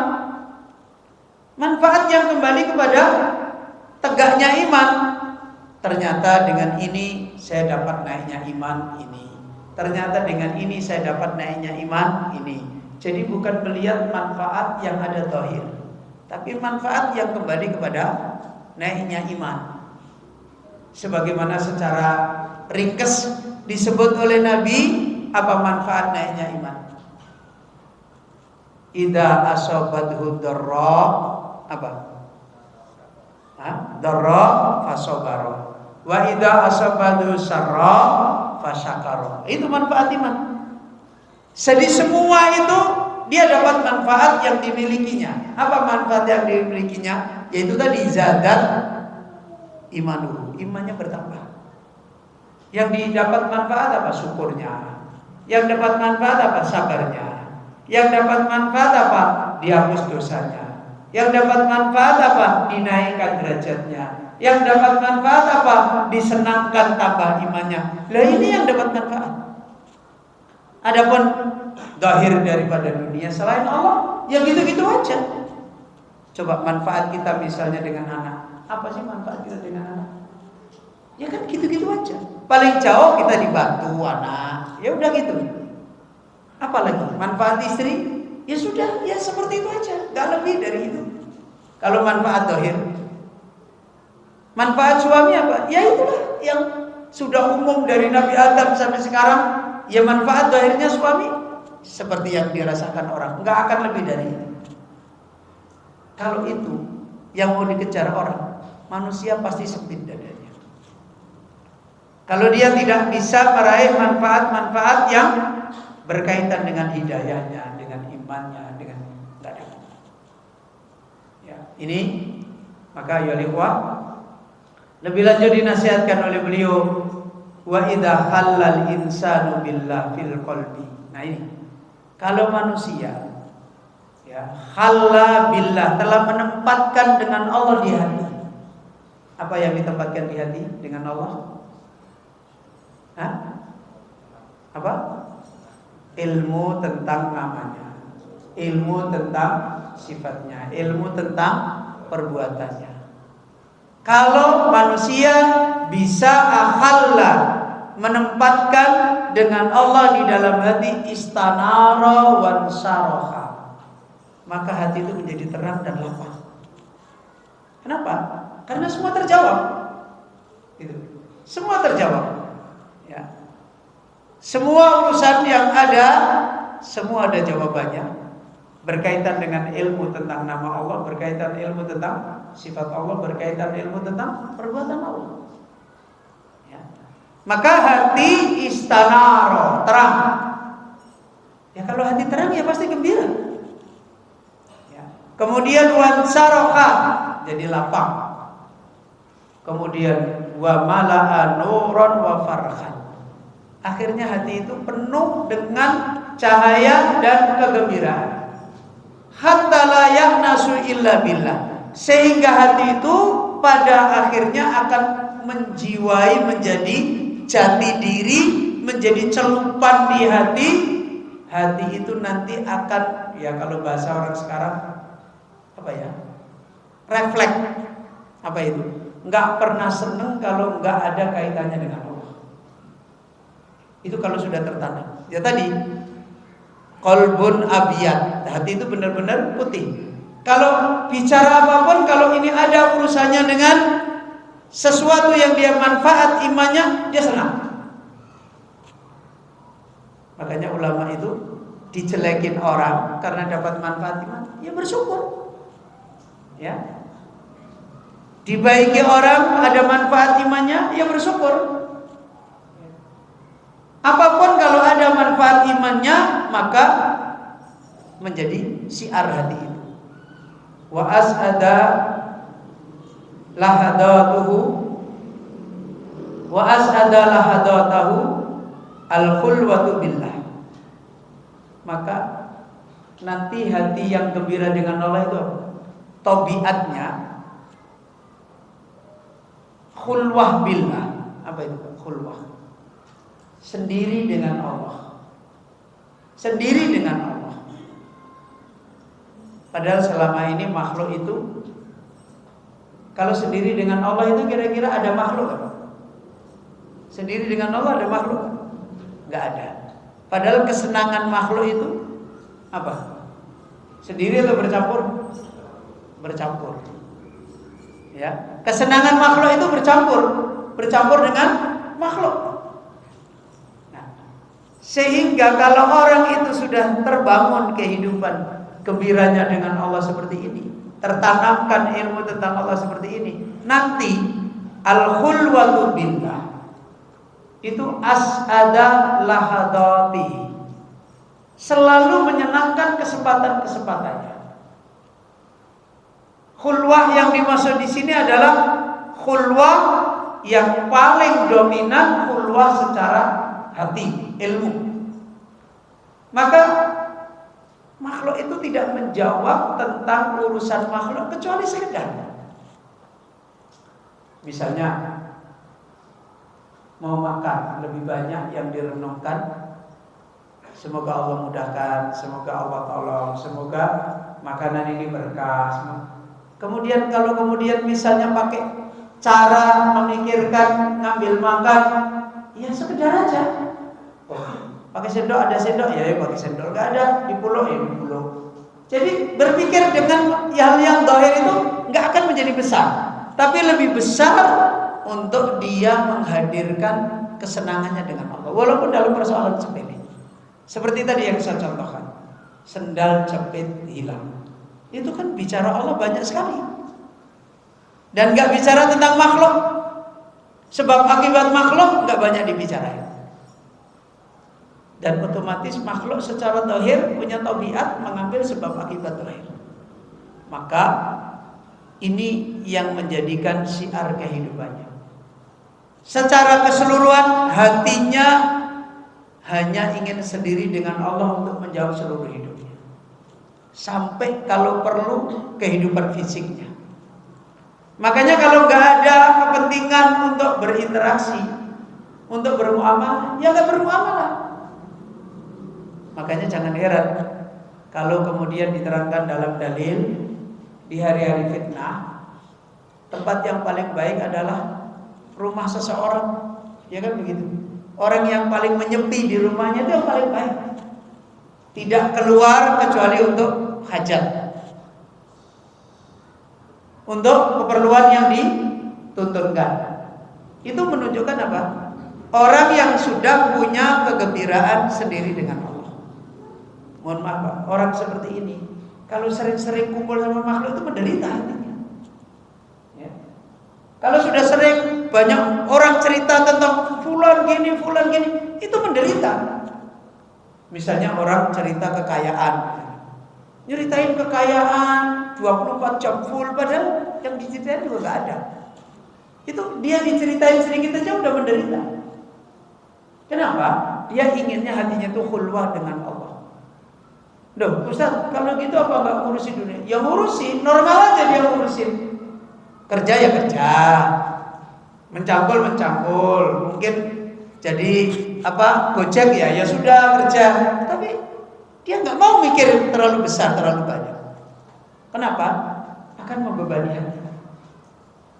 Ya, akan membebani hati. Makanya Allah mengatakan, wa ma tadri nafsun madza taksibu ghadan, wa ma tadri nafsun bi ayyi ardin tamut. Orang itu hanya diberi kesempatan oleh Allah mikir urusan dunianya itu besok. Di dalam hadis diterangkan, orang yang di suatu hari cukup ada makanan yang dimakan di hari itu dan agamanya selamat, dia mendapatkan dunia dan seluruh isinya. Jadi ya tidak terganggu hidupnya dengan apapun. Orang bicara tentang kekayaan seperti ini, padahal kalau dipikir kita dia miskin. Orang miskin tapi bicara kekayaannya presiden, yang ngiler enggak kan? Yang ngiler aja. Dan nambahin pikiran, nambahin susah. Ya. Makanya, mohon maaf Pak, Abu Bakar Siddiq pernah nggak dia ngitung hartanya terus dipikirin, dibuatin kerangkeng apa? Ya. Dan sebenarnya di sini. Maka orang kalau sudah seperti ini, kegembiraan bersendiri dengan Allah, baik namanya, sifatnya, perbuatannya, dan menyendiri betul, itu lebih menyenangkan di hari-hari kesempatan-kesempatan. Dia ingin semua hari-harinya dijawab dengan sendirinya dengan Allah. Baik sendiri secara ilmu hati atau sendiri secara fisik. Kalau secara fisik ada petunjuknya boleh sendiri, maka sendiri. Kalau secara fisik nggak ada bolehnya sendiri, ya tetap campur, tapi hatinya tidak campur, hatinya sendiri. Misalnya istri dengan suami, secara aturan fisik disuruh jauhin suami secara fisik, betul ada enggak? Enggak ada. Berarti apa? Ya secara zahir bermuamalah dengan suami, tapi bermuamalahnya sesuai dengan petunjuk Allah. Tapi secara hati suami tidak dimasukkan ke hati. Dia menjalankan yang ada pada suami, ini ketentuannya Allah, ini amanahnya Allah. Nah, seperti ini tidak mungkin hati orang akan gonjang-ganjing, itu nggak mungkin. Hati orang kemudian terfitnah, sibuk, bingung. Ini kenapa sih suamiku, ini kenapa sih istriku, ini kenapa enggak? Ya. Kenapa sih anakku, kenapa begini? Ya sudah, enggak. Lapang aja dia jalani. Lagi baik juga lapang, lagi nggak baik juga lapang. Lagi nyaman juga lapang, lagi nggak nyaman juga lapang. Lagi ada juga lapang, lagi nggak ada juga lapang. Karena hakikatnya hatinya cuma sendiri dengan Allah. Dan itu dipakai menjawab semua kesempatan hidupnya. Miskinnya dijawab sendirinya dengan Allah. Kayanya dijawab sendirinya dengan Allah. Sakitnya dijawab sendirinya dengan Allah. Sehatnya semua dijawab dengan Allah. Orang seperti ini hatinya tidak kena fitnah. Dan inilah letak orang itu gembira. Wan qalabatil mihan fi haqqihi ila minahin. Nah ini jadinya apa? Wan qalabat, kebalik jadinya. Al mihan. Mihan itu apa? Jamak dari mihnah. Mihnah itu apa? Ujian. Hidup ini kan full ujian kan Pak? Orang kalau hidup hatinya seperti ini, gembiranya dengan Allah, itu ujian jadi kebalik. Ujian itu umumnya dijauhi orang apa dideketin? Jauhin, ya kan? Ujian itu umumnya nyusahin orang atau nyenengin? Nyusahin. Kalau perlu jangan ada ujian lah, kan gitu. Ya kan begitu. Ya. Jadi kalau orang itu sudah gembira dengan Allah, itu inqalabatil mihan, ujian itu jadi kebalik. Kebalik apa? Di dalam haknya justru ujian itu jadi minahun. Apa minah? Karunia, pemberian, mihnah. Jadi ujian jadi anugerah. Kita seringnya apa? Anugerah jadi, paham tuh Pak? Mergone apa? Gak bisa ngomong tentang Allah. Dikasih anugerah jadinya malah fitnah. Ya. Dikasih anugerah jadinya fitnah. Tapi kalau orang yang hatinya kokoh, punya kehidupan dengan Allah, dikasih fitnah jadinya anugerah. Nah, orang kayak gini, lah hatinya kayak apa itu? Ya. Ini urusannya urusan hati. Urusan hati, urusan ilmu. Yang bisa membalik-balik begini adalah ilmu tentang Allah. Ya. Makanya orang kalau mohon maaf ya, belajar ilmu dunia sampai doktor misalnya, itu datanya dunia full atau data-data lain? Dunia full kan, mohon maaf Pak, lama-lama bisa judek ke orang. Tahu judek? Pusing kan? Pusing. Iya, nggak percaya. Bisa pusing Pak. Itu kalau urusan seperti ini. Ini padahal kalau diberi, tapi lama-lama pusing. Ketika dia tidak punya ilmu tentang Allah, karena dunia itu selalu dohir. Yang dibicarakan dohir. Orang ahli dunia nggak bisa bicara yang tersembunyi. Paling-paling bicaranya satu kata, tapi nggak pernah ketemu-ketemu. Apa Pak? Faktor X. Ya kan? Dari dulu, kenapa kok nggak berhasil? Karena itu faktor X. Ya semua tok. Dia nggak bisa bicara lebih jauh. Ya, tapi kalau orang yang mereka mengenal Allah, itu yang dohir itu dibicarainya kecil. Ada yang tidak dohir, yang banyak yang dia bicarakan. Ada yang tidak dohir, yang banyak dibicarakan. Misalnya anak, dohirnya apa sih anak itu? Iya, dohirnya gitu. Oh ganteng, menyenangkan, di kudang, ya begitu aja udah, itu dohir. Ya. Tapi yang tidak dohir mana yang sering dibaca sama kita? Padahal orang-orang dulu sering paham loh. Kue ini titipan, loh, titipan itu tidak nampak kan? Padahal kalau dohirnya dikasih, kan gitu. Kalau kaidah agamanya, kamu itu titipan. Dalilnya titipan mana Pak? Kita ini wis mulai dora pinter-pinter. Dalilnya titipan mana? Coba saya tanya, kalau ada orang meninggal dunia, bapak-bapak bilang apa? Loh, orang ngerti.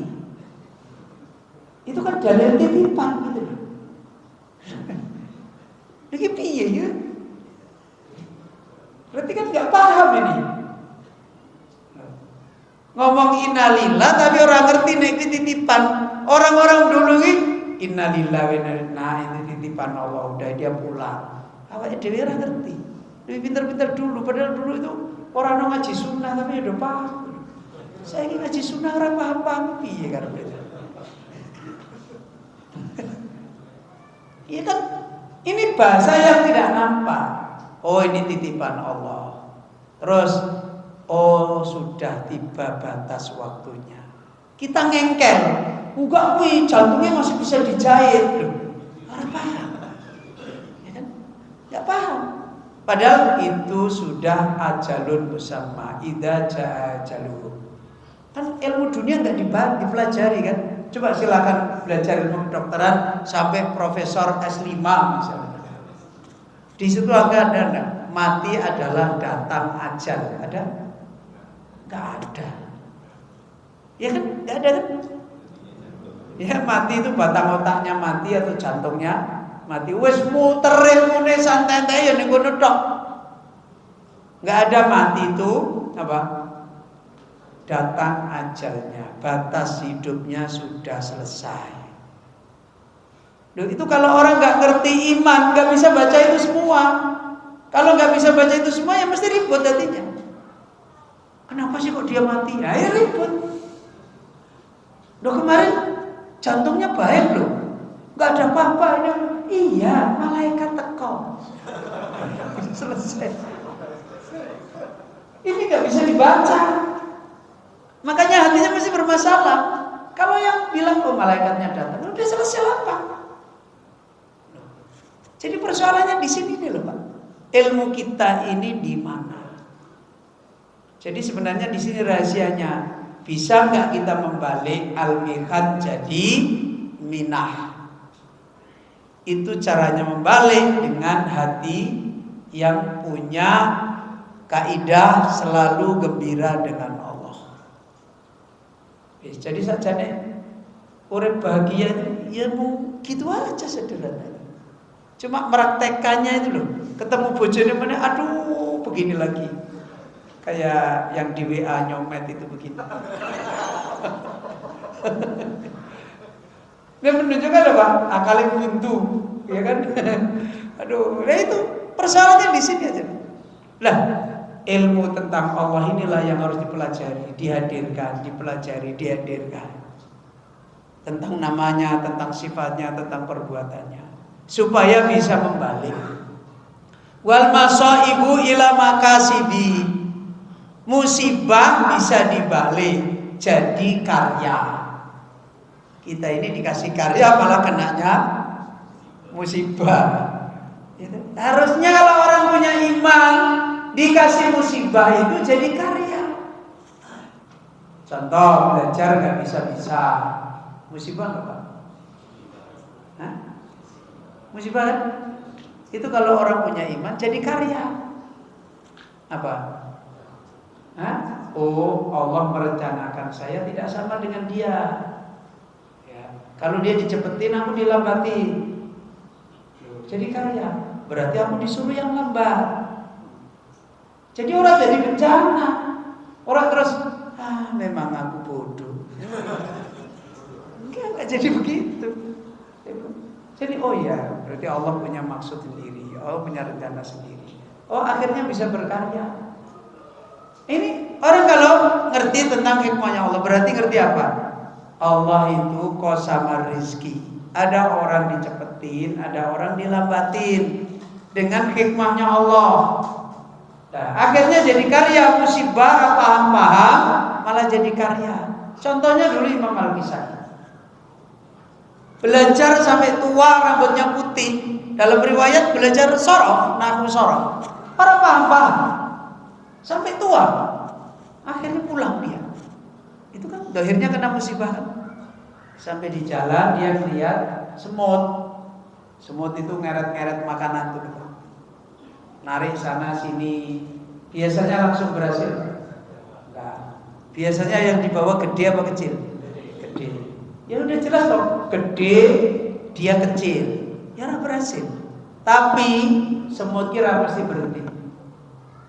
Enggak bisa gigit lagi dari sini, tarik lagi ke sini.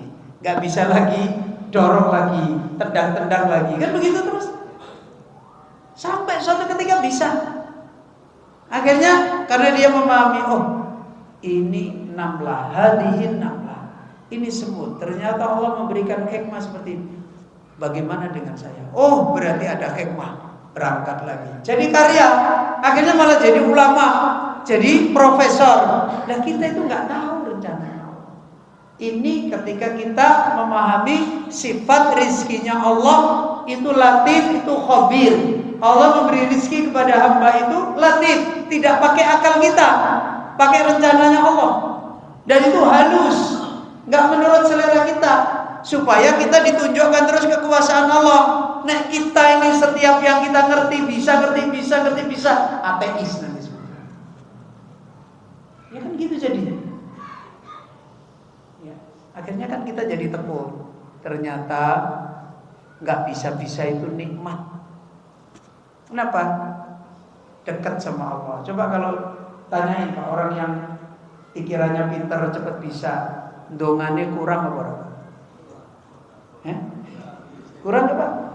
Kurang. Sing ra iso, ya Allah, udah nangis. Ya kan? Nangis, ya Allah, aku ora iso tuh ya Allah. Apa memang aku bodoh selamanya kan gitu. Insya Allah enggak lah ya Allah. Bolak-balik ya Allah. Sering manggil Allah. Lu itu lapang hatinya. Dengan wasilah bodoh, musibah akhirnya, tapi hatinya malah punya karya, dekat sama Allah. Ya Allah, aku tak belajar, tengah malam tak bangun. Coba dipinterke sebentar. Turu terus, aku kan pinter. Turu. Gak ada karyanya, pengangguran. Jadi kalau orang itu Masya Allah, semua ketemu jalannya. Ya, akhirnya ujian jadi anugerah, musibah jadi makasih, jadi karya, dapat perjalanan. Kemudian beliau mencontohkan kharaja Syekhul Islam Ibnu Taimiyah rahimahullah ta'ala yauman fa kharaja khalfahu akhadu talabihi wa huwa la yashuru bihi falamma intaha ila sahra in wan farada anin nas bi haitsu la yarahu ahadun tanafasa su'ada summa tamassala bi qauli syair. Suatu ketika Syekhul Islam Ibnu Taimiyah di suatu hari keluar ila sahra, ke daerah sepi seperti gurun gitu ya. Tapi khalfahu akhadu talabihi, di belakangnya diikuti salah satu muridnya. Dan beliau enggak tahu wa huwa la yashuru bihi. Dan beliau enggak merasa kalau ada orang ngikuti. Dia pergi memang sengaja jauh sendiri. Falamman taha ila sahra, ketika sudah merasa sampai ke daerah yang lapang, sepi, gak ada siapapun, wan farada anin nas, dan belum merasakan sudah sendiri, gak ada manusia lain, bi haitsu la yarahu ahadun, seorang pun tidak dia rasa, tidak ada yang melihat, tanafasa su'ada. Beliau kemudian bernafas sambil menengadah ke langit, naik. Ya. Summa tamassala, kemudian beliau membuat perumpamaan dirinya dengan membaca syair. Apa? Wa akhruju min bainil buyuti la'allani uhaddisu ankal qalba bisirri khaliyat. Ya Allah, aku keluar dari celah-celah rumah manusia, semoga aku bisa berbicara tentang engkau, membicarakan tentang engkau di hati dengan sir, dengan tersembunyi, gak ada orang lain tahu, khalian, dalam keadaan tidak orang tahu. Coba lihat Bapak Ibu, seorang sampai bisa seperti ini. Ini berarti merasakan kenikmatan, merasakan kesenangan. Orang lain Pak kalau stres, yang nggak punya iman, menghadapi fitnah dunia, apa yang dilakukan? Bunuh diri, ya kan begitu? Apa yang dilakukan? Yang dilakukannya rusak-rusak. Ini bisa lari dengan tenang ke tempat yang sendiri, nggak ada makhluk, kemudian berbicara sendiri pada Allah. Loh, ini kalau hatinya nggak dipenuhi dengan Allah, nggak ada makna, nggak ada kaidah, nggak ada kesenangan, nggak mungkin dia melakukan seperti itu. Ya, ini menunjukkan orang yang punya kesenangan seperti ini. Ya. Subhanallah, yakhruju wahidan ila sahra. Ya. Maha suci Allah, lihatlah beliau keluar sendiri ke sahra, ke gurun Sahara yang jauh. Liyahnasa billahil wahid al-ahad, supaya beliau cuma gembira hatinya dengan Allah aja, bisa ngomong dengan Allah, bisa curhat dengan Allah. Liyahnasa billahil wahidil ahad. Kemudian disebutkan dua madaka illa li hubbihi li rabbih. Dan itu tidak mungkin dilakukan orang kecuali ada kecintaan yang ada di hatinya kepada Allah. Ya. Wa unsihi bihi, kecuali ada kegembiraan, kesenangan dirinya dengan Allah. Wa syu'urihi bi hajati ilaihi, dan ada emosional dia, butuhnya dia itu kepada Allah. Butuh apa sebenarnya? Butuh dekat aja. Ya, butuh dekat. Begitu dekat dengan Allah, bisa ngomong, bisa ini. Lapang. Ya, kesenangan. Ya, mungkin Bapak Ibu belum pernah merasakan, tapi coba latih dirinya. Ya, latih misalnya diuji anaknya, diuji istrinya, diuji suaminya. Jangan ngomong ke orang, coba. Tapi mungkin bapak-bapak sholat atau ibu-ibu sholat, terus jangan ada orang lain tahu, ngomong sendiri dengan Allah. Coba rasakan. Baca Al-Quran, terus ngomong sendiri dengan Allah. Udah, coba dilatih diri ini. Coba bismillah seperti ini, supaya mendidik kita, oh seperti ini, seperti ini. Itu lambat laun nanti akan menjadi apa? Menjadi tabiat hati kita. Walaupun tidak harus sendiri, kita bisa langsung kembali kepada Allah. Walaupun kita tidak sendiri, mudah sekali untuk connect, nyambung kepada Allah Azza. Yang dibutuhkan itu cuma ini. Kita ini nyambung kemana gitu. Begitu kita bisa nyambung kepada Allah, walaupun fitnah itu masih ada di samping kita, tidak memadaratkan kita. Enggak memadaratkan. Dari sisi membuat hati kacau, dari sisi membuat hati ketakutan, dari sisi membuat hati cemas, dari sisi membuat hati was-was, itu enggak nyambung. Terus dari sisi dohir, hati kita ini udah isinya Allah. Allah udah berjanji akan menjaga kita. Makanya Bapak Ibu yang dirahmati oleh Allah, cerita-cerita para salaf tentang makrifat mereka pada Allah itu luar biasa. Dulu para sahabat kalau pergi ke medan juang, ke perang, berjihad di daerah-daerah yang itu situ rawan, bahkan dalam kisah-kisah banyak ketemu binatang buas, itu binatang buasnya pergi. Jadi Allah itu akan menjaga dia. Dari sisi hati dijaga, dari sisi doa insya Allah dijaga. Kadang-kadang kita ribut tuh, nanti kalau begini, nanti kalau begini. Ya. Jadi kalau kita bisa kembali ke sana itu, hati juga terjaga, dohir insya Allah terjaga. Ya. Orang hidup di hutan ketemu ini. Ya, kalau sudah bahagia, senang dengan Allah, semua dibukakan kebaikannya. Apakah kebaikan yang segera atau kebaikan yang tertunda? Selalu dia mendapatkan faidah. Ini kebaikan yang disegera, ini kebaikan yang tertunda, ini kebaikan yang sesungguhnya, ini kebaikan kabar gembira, ini tambahan, semua dapat. Dan itu ya, kalau Bapak Ibu tidak menata diri, membiasakan diri, melatih diri, ya nggak akan. Makanya Ibnu Qayyim menerangkan, kalau orang tidak mau masuk ke situ nggak akan merasakan. Nggak akan bisa merasakan.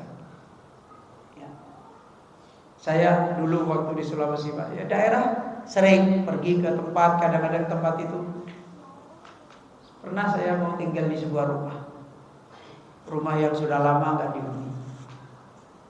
Lama nggak dihuni. Kemudian saya tinggali, ada gulungan kayak tikar di atas orangnya. Ya silahkan dibersihin, saya bersihin. Saya turunin tikar, ada 2 ular jatuh. Bok. Ularnya diam aja, berhenti di situ. Ya pikiran kita cuma nyambung, oh, ini ada makhluknya Allah. Jangan, ada bahaya, belum namanya ada bahaya. Ngomong makhluknya Allah aja nggak bisa itu. Ini makhluknya Allah kan? Begitu lihat, oh iya ada makhluknya Allah. Kan udah nyaman hatinya.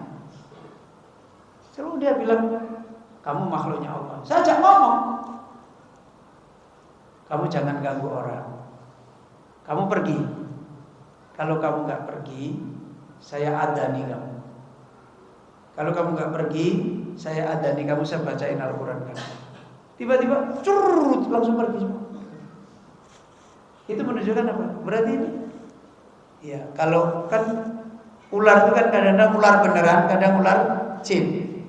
Kalau ular beneran ya mungkin langsung ya menyerang dan sebagainya. Ini baru diomongin begitu langsung lari. Jadi kita itu kembali ke kehidupan kita dengan Allah Azza wa Jalla. Saya tinggal di rumah, saya bikin rumah itu dindingnya aja belum jadi. Saya kadang di situ malam-malam baca kitab sampai jam 1, ya nggak ada apa-apa. Tapi kalau saya lagi pergi, ada santri, ada yang ngaji, tak suruh tinggal di situ malam-malam. Setiap tidur di sampingnya ada wanita berjilbab gendong anak, dan dia nggak bisa bergerak. Begini terus, Ustadz aku takut, kenapa? Ya kamu harusnya bilang toh, Assalamualaikum, mau nggak kamu saya lamar begitu. Jadi orang itu kembali ke hatinya kepada Allah. Kalau orang itu hatinya kepada Allah, nasibnya itu miskin tipisnya sudah. Ini bukan khayalan, ini betulan. Ya silakan dibuktiin. Ya. Secara hati terjaga, zahir pun insya Allah akan dijaga. Sebagaimana yang dicontohkan Ibnu Taimiyah melakukan semuanya itu ya karena kegembiraannya dia dengan Allah Azza wa Jalla. Ya. Ini yang menunjukkan wa madaka illa li hubbihi li rabbih wa unsihi bihi wa su'urihi bi hajatihi ilaihi wa istighnaihi bihi anil khalqi kullihi. Menunjukkan hatinya beliau mencukupkan, punya kehidupan iman dengan Allah yang utuh dan meninggalkan makhluk seluruhnya. Tidak mencampurkan yang berkaitan dengan kebesarannya Allah, namanya, sifatnya, perbuatannya, dengan kerendahan makhluk, namanya, sifatnya, perbuatannya. Ini apa yang dikaitkan dengan makna al-unsu billah. Bapak Ibu yang dirahmati oleh Allah, insyaallah kita cukupkan dulu sampai di sini. Fi aunillahi azza wa jalla, semoga kita dimudahkan oleh Allah untuk bisa melanjutkan kembali, masih menjelaskan hakikat makna gembira dengan Allah Azza wa Jalla secara mujmal, yang insyaallah nanti akan dilanjutkan kepada bagaimana jalan untuk meraih kegembiraan dengan Allah Azza wa Jalla secara tafsil, secara rinci, sebagaimana kaidah-kaidah ilmu yang berkaitan dengan bergembira dengan Allah melalui namanya, melalui sifatnya, dan melalui perbuatan Allah Azza wa Jalla. Bapak Ibu yang dirahmati oleh Allah, insyaallah kita cukupkan sampai di sini, dan saya mohon maaf jika ada kekurangan dan khilafan. Kita akhiri, subhanaka Allahumma wa bihamdika, asyhadu an la ilaha illa anta, astaghfiruka wa atubu ilaik.